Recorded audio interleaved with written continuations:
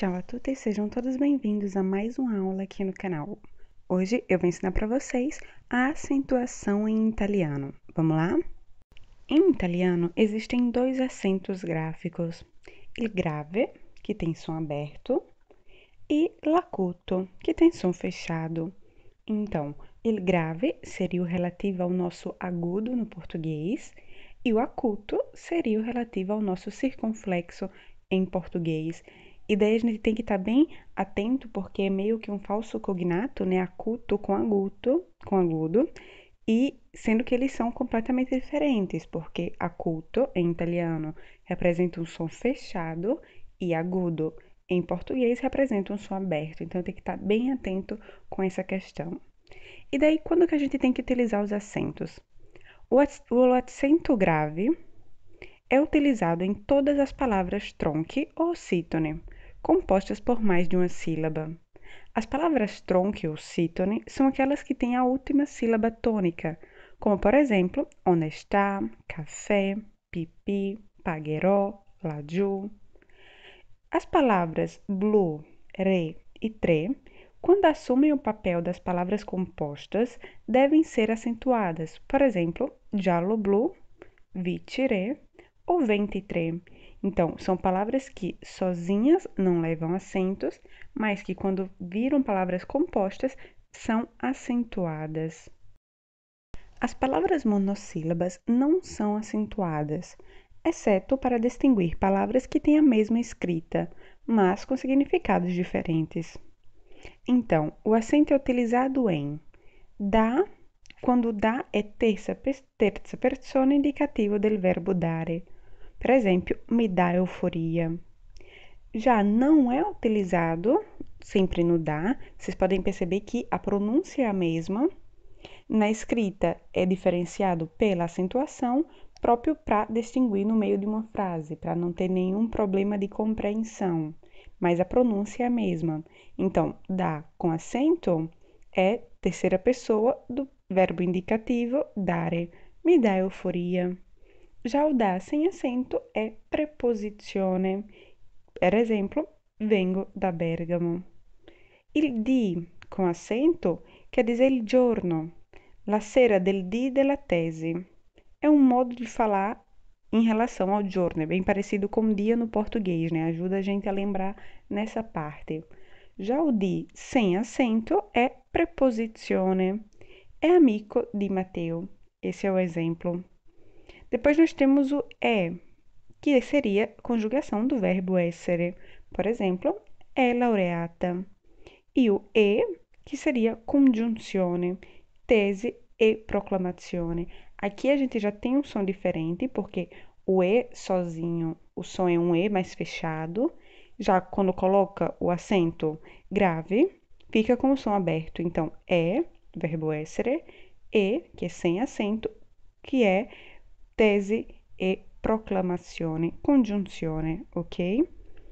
Depois nós temos o lá, que é acentuado seria verbio de luogo, por exemplo, vai lá. E o lá sem acento pode ser tanto artículo como pronome. La pizza, la mangi. Aqui a gente tem o primeiro lá, que vem acompanhado de pizza, é um artigo, e o segundo, la mangi, é um pronome. Daí que ainda não assistiu às aulas em relação ao artigo e pronome, eu convido vocês a voltarem lá, assistirem a aula, que é super importante e fundamental na língua italiana. Depois nós temos o li, que é acentuado, é um advérbio de luogo, assim como lá. Troviamo-ti lì. E, sem ser acentuado, é um pronome. Non li vedo. Temos também o ne, que aí a gente vê que aqui já não é mais o acento grave, mas o acento acuto, que faz com que a pronúncia seja fechada. E o ne, quando é acentuado, é uma congiunzione negativa. Por exemplo, non ho né fame né sete. Já o ne sem acento é advérbio ou pronome. Por exemplo, me ne vado, te ne importa. Depois temos também o C, aqui também com acento grave, não com acento, desculpa, aqui também com acento acuto, não com acento grave.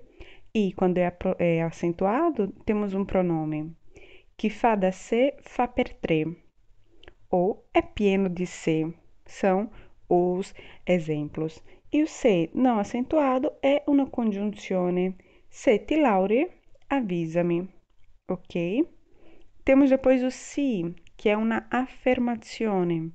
Sì, ce l'ho fatta. Seria o sim no português, literalmente. Aqui o acento volta a ser o acento grave.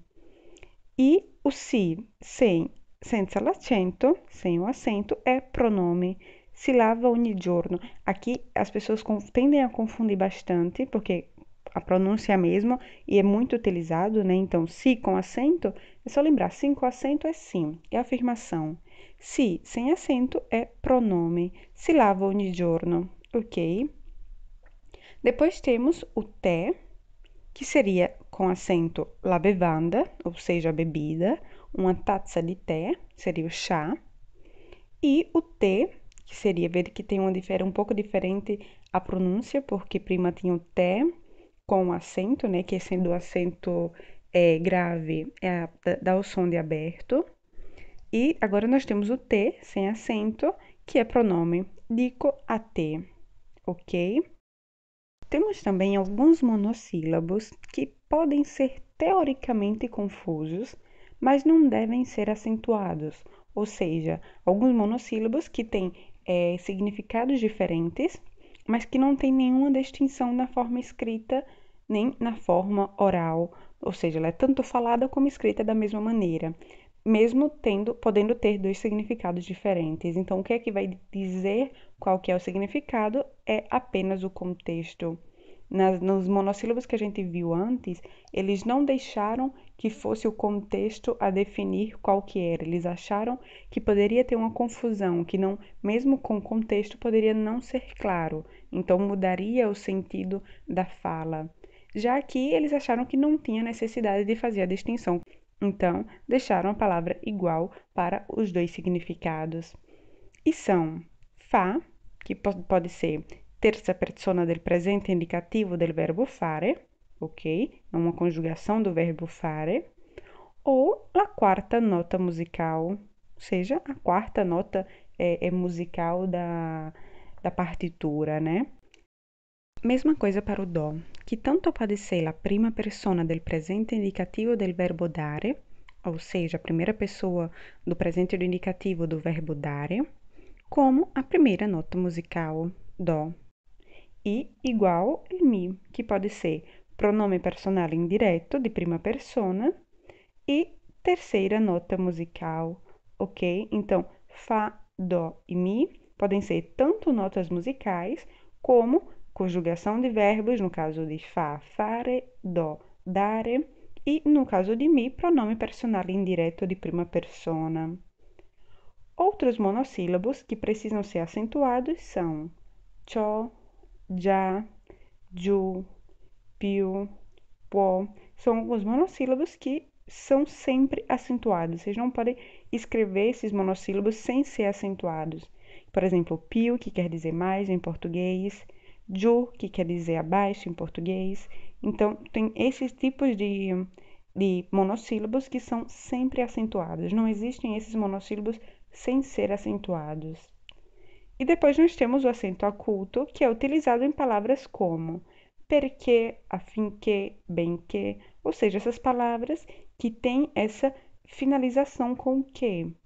Perché, que seria porque, affinché, seria afim que, e o benché seria mesmo se.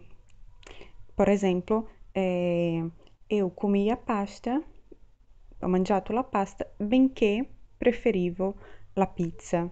Ou seja, mesmo se preferir a pizza. Então, sempre que tiver nesse tipo de fala, nesse tipo de argumentação, né, perquê, afinquê, benquê, que for de uma explicação, nós colocamos o acento acuto no final do que. Perché, afinché, benché, ok? Essa é a acentuação em italiano.